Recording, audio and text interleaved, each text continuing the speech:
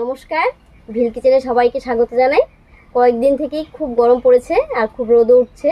তো এই রোদে ভাবলাম যে কাসুন্দ বানিয়ে নিই। তার জন্য কয়েকটা সর্ষে আমি ধুয়ে রোদে শুকিয়ে নিয়েছি। আজকে কাসুন্দটা বানাবো, একেবারে খুবই সহজভাবে বানাবো, যেটা দেখে আপনারা সবাই বানাতে পারবেন। আপনারা সঙ্গে থাকুন, আশা করছি ভালো লাগবে। অনেকেই ভাবেন যে কাসুন্দ বানানো খুবই কঠিন আর অনেক নিয়ম করে করতে হয়। আসলে নিয়ম কিছুই না, শুধু যে পাত্রগুলোতে আমরা কাসুন্দটা তৈরি করব সেই পাত্রগুলো যেন পরিষ্কার পরিচ্ছন্ন হয়, তাহলেই হয়ে যায়, আর কিছুই করতে হয় না। কাসুন্দ বানানোর জন্য লাগবে জল, আর জলটা জাল হতে একটু বেশি সময় লাগবে। তার জন্য প্রথমে আমি জলটাই জালে বসিয়ে দিচ্ছি। জলটা জাল করার জন্য এখানে আমি একটা হাঁড়ি নিয়েছি, আর হাঁড়িটা একেবারে পরিষ্কার করে ধুয়ে 1 ঘন্টা মতো রোদে শুকিয়ে নিয়েছি। এবার এর মধ্যেই জলটা জাল করব।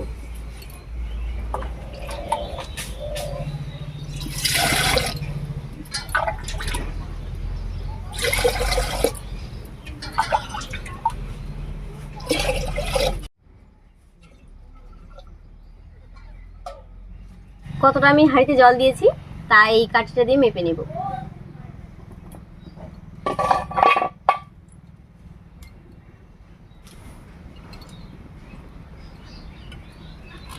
যতটা পর্যন্ত ভিজেছে ততটা পর্যন্ত দাগ কেটে নেব, আর জলটা জাল করে অর্ধেক করে নেব। জলটা ঢাকা দিয়ে জাল হতে থাক, আর আমি বাকি সব কাজগুলো করে নিচ্ছি।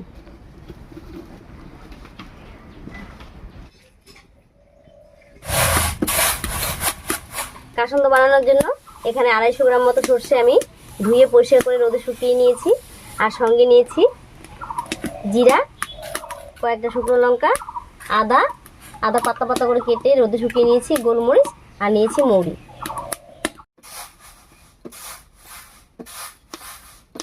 আমি একটু বেশি বেশি করে মশলাগুলো শুকিয়ে নিয়েছি, তবে সবগুলো করে লাগবে না, যতটা লাগবে ততটাই নিব।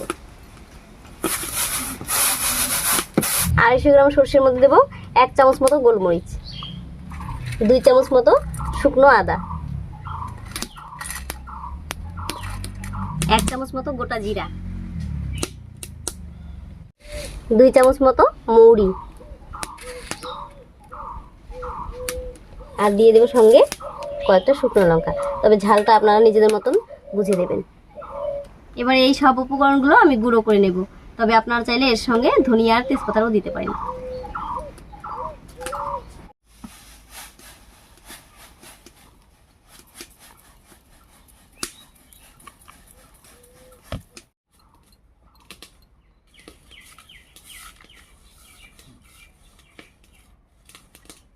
আমি এই উনুন গাইডের মধ্যে গুঁড়ো করে নিচ্ছি, আপনারা মিক্সচার মেশিনেও গুঁড়ো করে নিতে পারেন। প্রথমে একটু আস্তে আস্তে করে দিতে হবে, নইলে পড়ে যাওয়ার ভয় থাকে। আস্তে আস্তে করে গুঁড়ো হচ্ছে।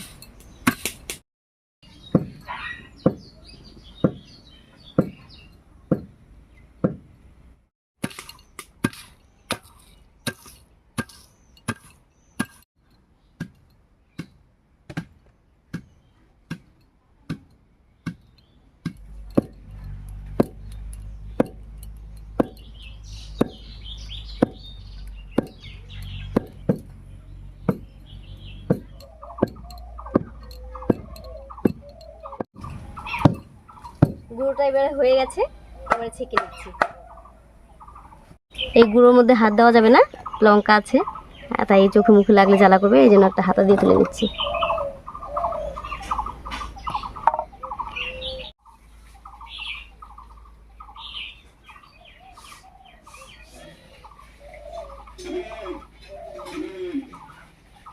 ছাঁকনিতে যে কুচিগুলো রয়ে গেল এগুলো আরেকবার করে গুঁড়ো করে নেব।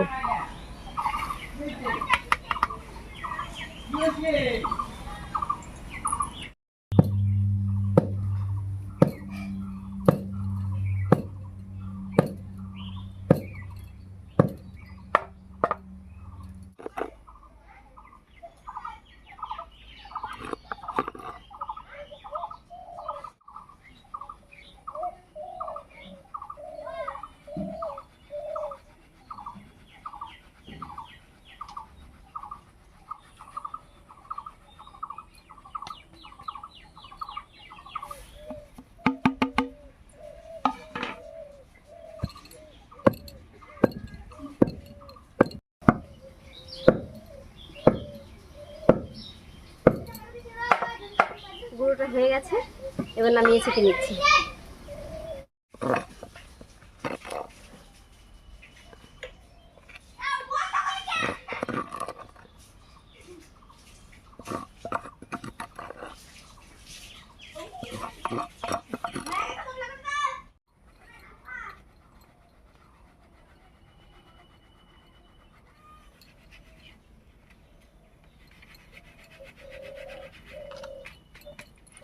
গুঁড়োটা হয়েই গেছে, সামান্য একটু কুচি বেরিয়েছে, এইটুকু আর একটু গুঁড়ো করে একসঙ্গে মিশিয়ে দেবো।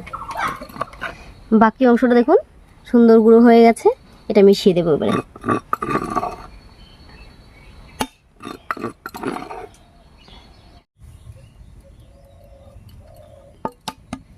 একে গরম, তার উপরে আবার সর্ষে গুঁড়ো করলাম, মুখ ঘেমে ঠোঁটের মধ্যে শুধু লবণ লবণ জল চলে আসছে।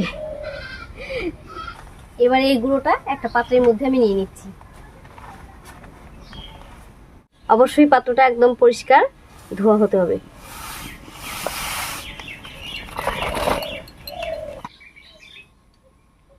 সবকিছু রেডি করে নিয়েছি, এবারে জলটা দেখে নেব কতটা জাল হলো।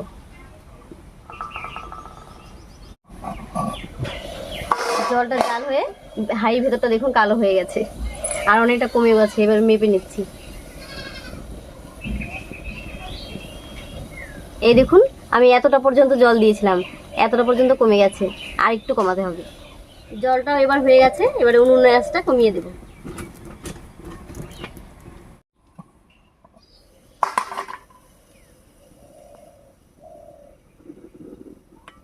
জলটা এবারে অর্ধেক হয়ে গেছে, এবার নামিয়ে নেব।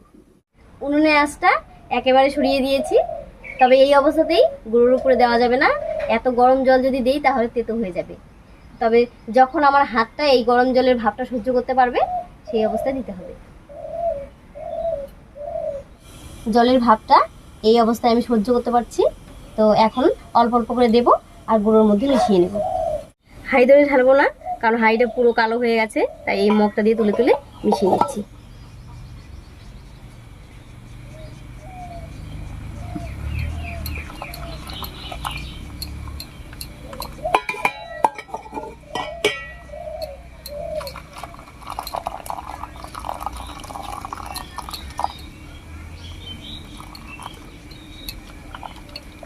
এখানে আমি জলের পরিমাণটা বললাম না, আপনারা যতটা ঘনত্ব রাখবেন সেই অবস্থা বুঝেই জলটা দেবেন।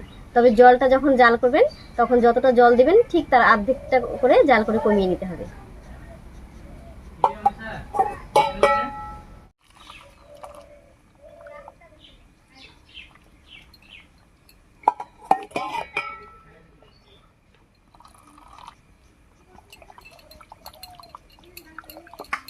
যতটা জল আমি হাঁড়িতে দিয়েছিলাম পুরোটা জলই প্রায় লেগে গেছে, সামান্য একটু হাঁড়ি তলায় পড়ে আছে। তবে আমি একটু ঘন করেছি, আপনারা যদি পাতলা পছন্দ করেন তাহলে পুরো জলটাই দিয়ে দেবেন। গুঁড়োর সঙ্গে পুরো জলটা খুব ভালোভাবে মিশিয়ে নিয়েছি। এবার এর মধ্যে দেব স্বাদ মতো লবণ আর পরিমাণ মতো হলুদ। এর মধ্যে আমি দেব ছোট চামচের 2 চামচ মতো লবণ আর 1 চামচ মতো হলুদ।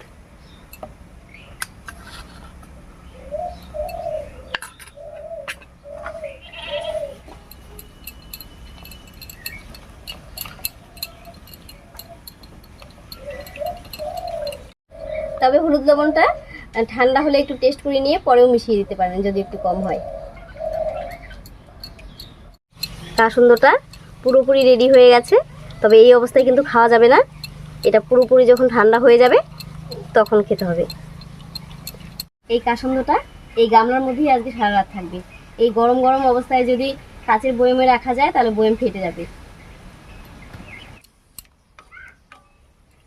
কাসুন্দটা পুরোপুরি ঠান্ডা হয়ে গেছে, এবার যে কোনো পরিষ্কার কাচের বয়মের মধ্যে যদি ভরে রেখে দেওয়া যায় তাহলে সারা বছর ধরে খাওয়া যাবে, আর এটা কখনোই নষ্ট হবে না। আমি শুধু কালো সর্ষে দিয়ে করেছি বলে কালারটা এরকম একটু কালচে কালচে মতো হয়েছে, আপনারা চাইলে হলুদ সর্ষে আর কালো সর্ষে মিশিয়ে করতে পারেন।